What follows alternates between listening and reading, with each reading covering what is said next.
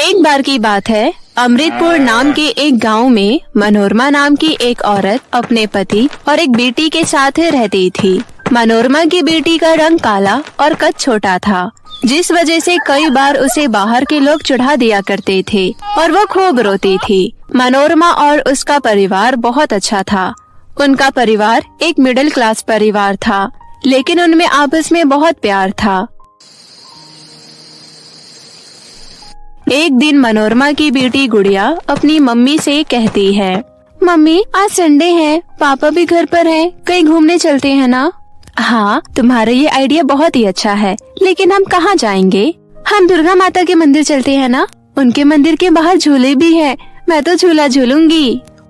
उसके बाद मनोरमा, उसकी बेटी और उसका पति तीनों मिलकर मंदिर घूमने जाते हैं। जब वो मंदिर से घूमकर वापस आ रहे थे तो उन्हें रास्ते में एक कूड़ेदान के पास छोटी बच्ची रोते हुए दिखती है। मनोरमा उस बच्ची के पास जाती है और कहती है, क्या हुआ बेटी, तुम यहाँ बैठकर क्यों रो रही हो? बताओ क्या हुआ?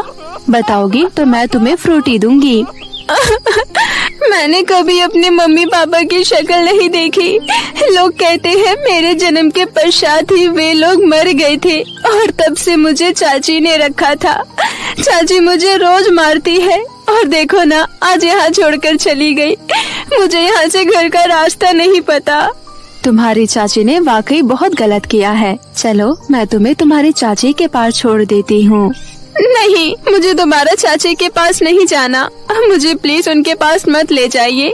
मैं आपके आगे हाथ जोड़ती हूँ। मैं इसी कूड़ेदान में रह लूंगी। लोग जो खाना फेंकेंगे मैं खा लूंगी। मनोरमा को उस बच्ची के लिए बहुत बुरा लगता है। वो अपने पति से कहती है, देखिए ना कितनी मासूम लग रही है। अगर हमने इसे यहीं छोड़ दिया तो इसकी जिंदगी बेकार हो जाएगी। हम इसको अपने घर ले चलते हैं ना? अरे हाँ भाग्यवान, इसमें मुझसे पूछने जैसा कुछ भी नहीं है। हम इस बच्ची को अपने घर ले चलते हैं। गुड़िया, तुम इस बच्ची को अपनी बहन के रूप में स्वीकार करोगी ना? हाँ पापा, ये तो बहुत ही सुंदर है। मुझे ये बहुत पसंद है। हम दोनों बिल्कुल बहनों की तरह रहेंगे।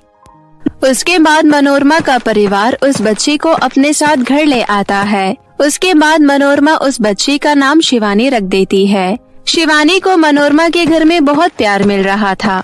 वो भूल ही गई थी कि मनोरमा और उसके पति उसके अपने माँ बाप नहीं है। वे लोग तो उसे अपने माँ बाप से भी कई गुना ज्यादा प्यार दे रहे थे। गुड़िया भी शिवानी को अपनी छोटी बहन की तरह मानती थी और उसे बहुत प्यार करती थी। दोनों बहनों में बहुत ज्यादा प्यार था। वक्त के साथ समय बीतता गया। मनोरमा जरा बूढ़ी हो गई और उसकी दोनों बेटियां जवान हो गई। गुड़िया ज्यादा लंबी ना हो सकी। उसका कद कम ही रह गया और रंग भी उसका बहुत काला था। लेकिन वही शिवानी कद से भी लंबी थी और दिखने में भी बहुत खूबसूरत थी। एक दिन दोनों बहनें दुर्गा माता के मंदिर गई थी। जब वे दोनों वहाँ से वापस आ रही थी तभी रास्ते में कुछ लड़कियाँ मिलती है और वह शिवानी से कहती है, अरे शिवानी, तुम अपनी इस काले कलुटी बहन के साथ क्यों घूमती हो? तुम्हारे साथ ये बिल्कुल सूट नहीं करती। तुम कहाँ अप्सरा से सुंदर, और ये तुम्हारे पैर की जूती बराबर भी नहीं है। हाँ शिवानी, तुम दोनों को साथ में देखकर ऐसा लगता है जैसे ब्लैक एंड व्हाइट मूवी का कोई सीन हो।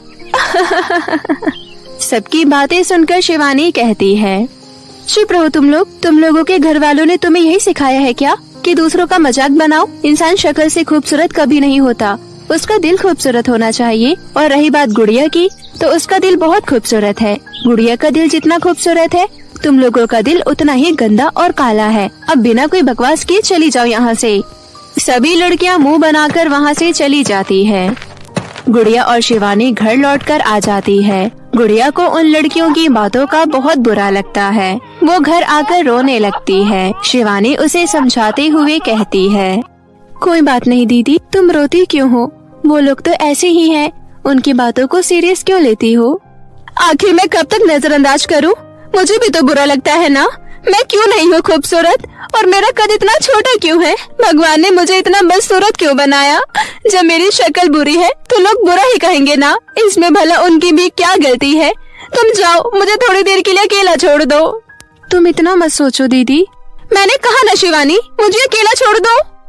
शिवानी ठीक है कहकर कमरे से बाहर चली जाती है और हॉल में सोफे पर बैठ जाती है। थोड़ी देर बाद उसकी मम्मी यानी कि मनोरमा वहाँ आती है और कहती है, अच्छा हुआ शिवानी जो तुम यहीं मिल गई। मैं तुम्हें एक गुड न्यूज देने वाली हूँ। आज शाम को गुड़िया को लड़के वाले देखने आ रहे हैं। बेटी जरा उसको अच्छे से तैयार कर देना, ठीक है, और अपने हाई हील पहना देना उसे।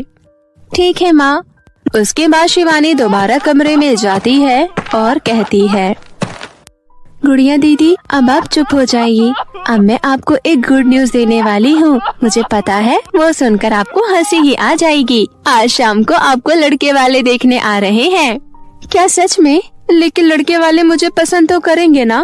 ओहो, तुम इस बात की चिंता क्यों करती हो? अगर वो खुद अच्छे होंगे तो तुम्हें जरूर पसंद करेंगे। चलो चलो अब जल्दी से तैयार हो जाओ, तुम्हारे पास ज्यादा समय नहीं है। गुड़िया फटाफट नहाकर आती है। उसके बाद शिवानी उसको बहुत अच्छे से तैयार करती है। थोड़ी देर बाद लड़के वाले घर आ जाते हैं। फिर शिवानी गुड़िया को लेकर बाहर जाती है। ये है हमारी प्यारी सी बहना। कैसी लगी आपको मेरी बहन?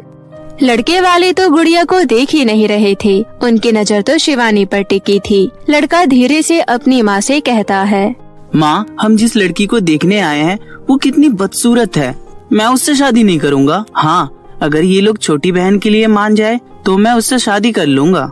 लड़की की माँ ये बात सुनने के बाद उसकी माँ से कहती है, देखिए बहन जी, हमें आपकी बड़ी बेटी बिल्कुल पसंद नहीं है, लेकिन फिर भी अगर हम वापस चले गए तो समाज वाले आपके ऊपर थू थू करेंगे, इसलिए आप अपनी छोटी बेटी से मेरे बेटे का रिश्ता करवा दीजिए। अरे ये आप कैसी बातें कर रही हैं बहन जी? आप मेरी बड़ी बेटी को देखने आई हैं, फिर आप ऐसी बातें कैसे कर सकती हैं? हम पहले अपनी बड़ी बेटी की शादी करेंगे, उसके बाद छोटी की करेंगे।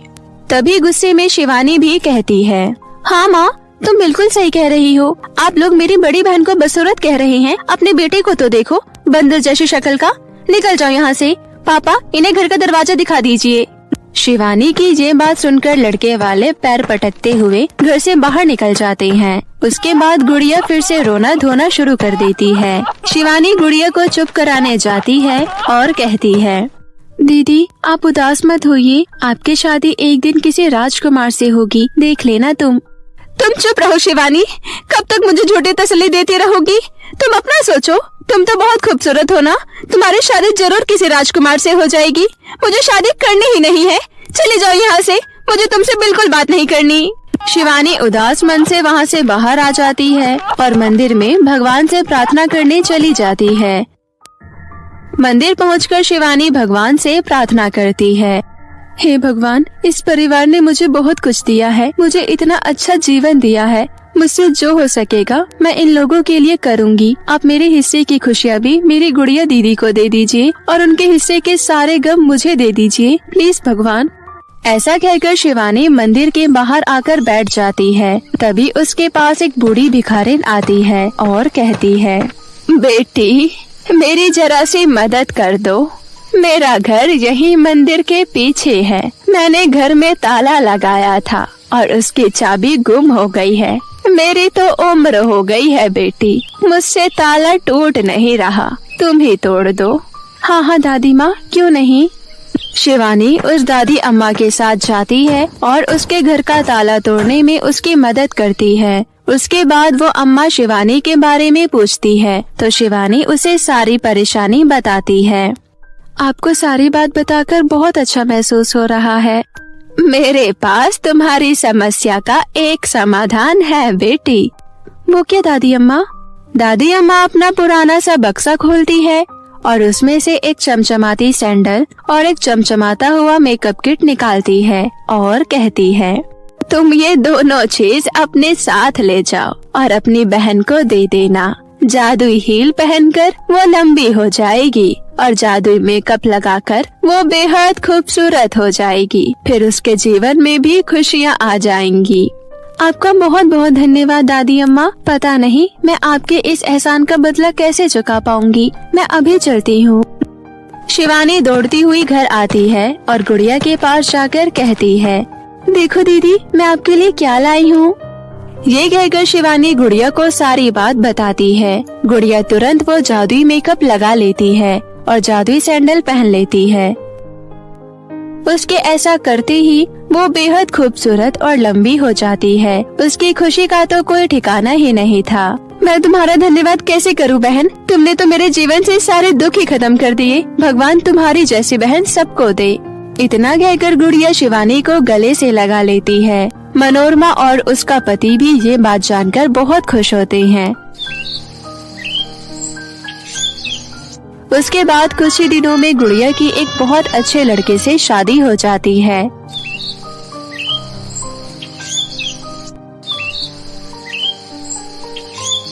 कुछ ही दिनों बाद शिवानी की भी शादी उन्हीं के छोटे भाई से करा देती है। उसके बाद शिवानी और गुड़िया एक साथ अपना जीवन हंसी खुशी व्यतीत करने लगते हैं। तो मेरे प्यारे दोस्तों, कैसी लगी आपको मेरी ये कहानी? मुझे कमेंट करके जरूर बताएं और इसे अपने दोस्तों के साथ भी शेयर करें। और हाँ दोस्तों, अगर आपने अब तक मेरे चैनल को सब्सक्राइब नहीं किया है तो प्लीज जल्दी से नीचे लाल बटन दबाकर अभी कर ले। तो मिलती हूँ आपसे फिर किसी नई कहानी के साथ। तब तक के लिए आप अपना ध्यान रखें। बाय बाय दोस्तों।